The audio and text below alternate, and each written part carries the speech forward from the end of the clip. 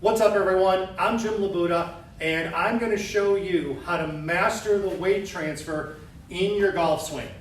We're going to accomplish this in 3 different parts, and today's video is going to focus on how to load your trail side the correct way for maximum power.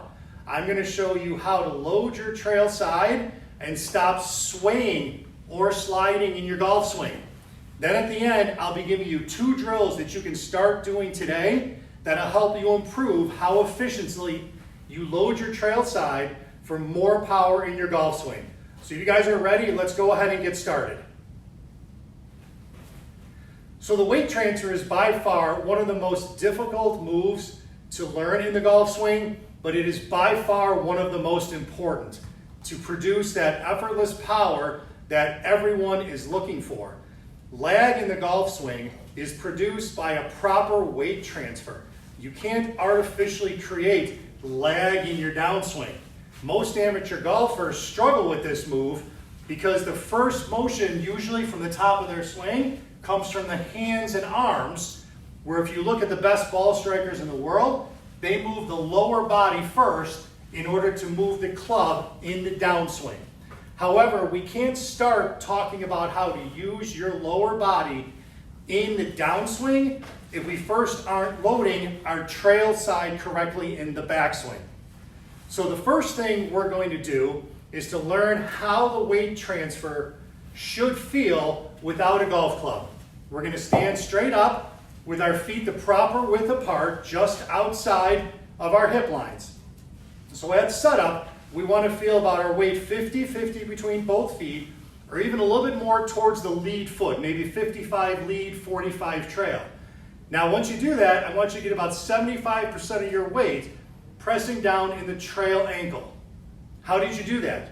You transferred your weight to your trail side, but what we don't do is include any rotation in our swing. This leads me to one of the biggest faults I see in the takeaway, which is when we allow our body to sway and we get the weight to the outside of our trail foot with no rotation. So here's your first drill that I want everyone to do, and this is going to help prevent swaying in your backswing. So when we sway, we have a tendency to get the weight again to the outside of your trail foot with no rotation. So let's take a golf ball, put it underneath the outside of our trail foot. Now your next step from this point is to keep this ball on the outside of your foot. Now as I get into my golf posture and I try to get about 75% of that weight onto my trail foot, I'm forced to keep the weight on the inside of my right foot, which is where we want it to be. I can't get it to the outside, so this is preventing me from swaying. This will lead us into the next step in loading our trail side, which will involve rotation. I need to be able to keep turning my shoulders so I can make a complete backswing, so I can get my weight off the balls of my feet, my trail feet, onto the trail ankle. I want to start turning behind me while at the same time loading into my trail side glute muscle.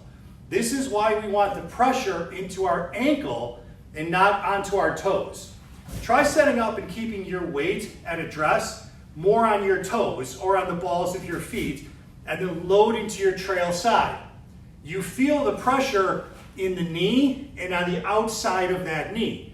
Our knee is a hinge joint that can only move like this, not sideways. So to get the pressure off of that knee and load up our trail side glute muscle, which will help us become more stable during our golf swing.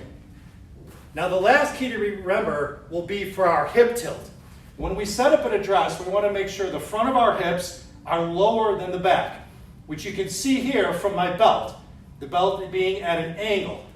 So when I move into my backswing, I want to make sure that I keep this hip tilt and don't allow my hips to level out. If I do, this is one of the major causes of early extension in the golf swing, when I allow my hips and pelvis to move towards the golf ball and I come out of my posture. So this will lead us into our last drill that I want everyone to work on to help you load your trail side more effectively in your takeaway. You're going to go ahead and take your normal golf setup, okay? You're going to take your lead foot and you're going to pull it back so that your lead toe is even with the trail ankle. Now, keeping pressure on both the toe and the trail heel, you can start making small backswings, the small movements going back. And as I do this with the golf club, I can feel how the pressure shifts into my trail heel, feeling the pressure in the glute muscle of the trail side. You can't really make full swings doing this, and I can't really take the club too far past hip height beyond this point, but it'll teach us the feeling of properly loading into the trail side